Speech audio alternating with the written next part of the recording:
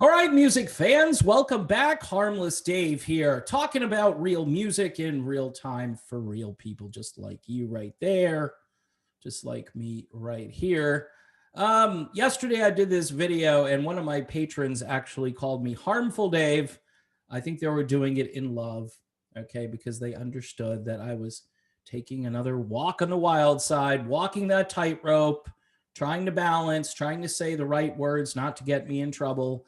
Of course, talking about Eric Clapton, and Eric Clapton does not want to divide people who want to do different things to their own body or not to do things to their own body, right?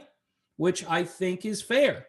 I think it's fair that if people are starting to say, you over here, you can't participate because you've chosen to do something that the entire world is saying you have to do.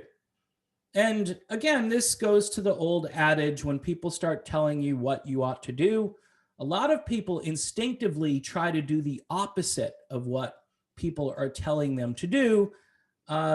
It's just a human reaction.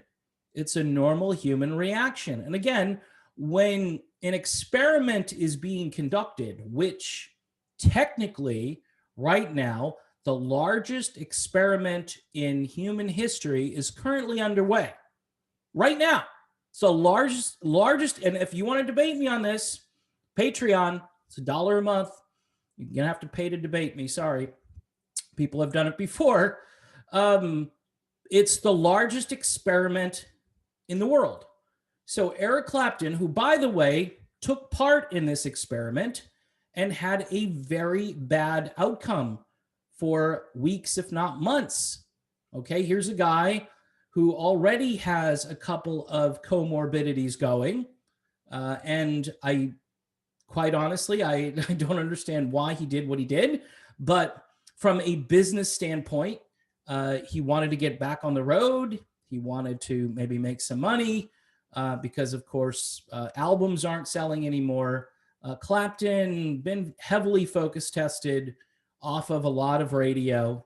A lot of his material is considered too old, or I don't know. I'm sure they're playing Tears in Heaven every so often here in the States. And, you know, you could go through Clapton's catalog and maybe find a couple more, you know, Lay Down Sally. I mean, just it's really pathetic based on the guy's output that so little of his work.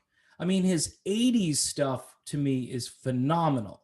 I mean, he had such a rebirth in the 80s, actually became a serious vocalist, I thought, during the 80s, in addition to still being a guitar slayer and still hanging out with guys like Nathan East and Phil Collins.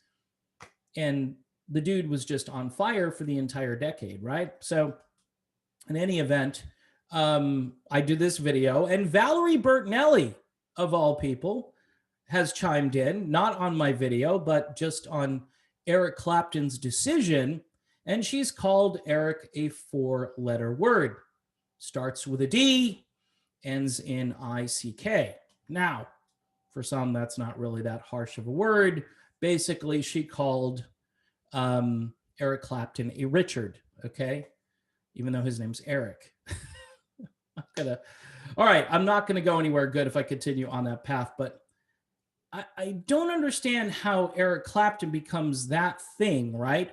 When he's making a decision based on his own personal experience, number one, and he's telling people, I don't know if this is for you. I don't know if this is the right thing to do. Just ask the people right now in Israel. Go look up what's going on over there. The entire country took part in the experiment, the entire country.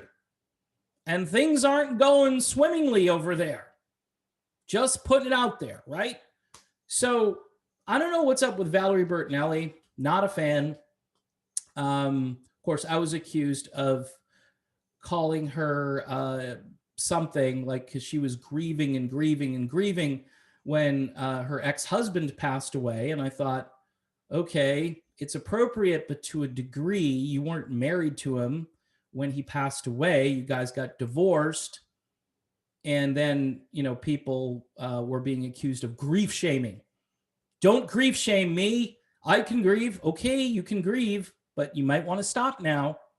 Anyway, she could grieve as much as she wants. She should be grieving for people who may not have had the kind of outcome that she thinks everyone is going to have if they participate in this wonderful worldwide experiment that we're currently doing to the entire population, or at least people who've decided to volunteer, right? Because it's voluntary. It's voluntary. Anytime, in fact, here's something I'm going to say, which might be controversial, but if you're going to participate in a clinical trial, because that's what this is, if you're going to participate in a clinical trial, you should be getting paid. You should be getting paid a lot. I mean, you see those ads in the newspaper all the time, right? Why should pharma get all the money? They've already gotten their money, and there's obviously no liability against them if things don't go the correct way. Oh, you didn't know that? You didn't know there was no liability? Yeah. All right. So if you're learning some new things here, I'm glad you've tuned in. What you should do is your own research rather than just believing this global narrative. So Eric Clapton has decided to do what's best for Eric Clapton.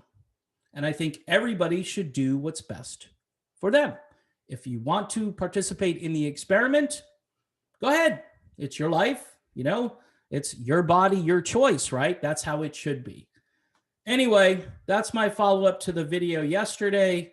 Valerie Bertinelli, not happy with Eric Clapton, calls him, you know, the Little Richard name. And I don't know, maybe she might want not to comment on things, especially when she doesn't know or isn't paying attention to what actually happened to Eric Clapton. So anyway, that's my video. I'm sticking to it. My name's Dave. Thanks for watching, and I'll see you soon.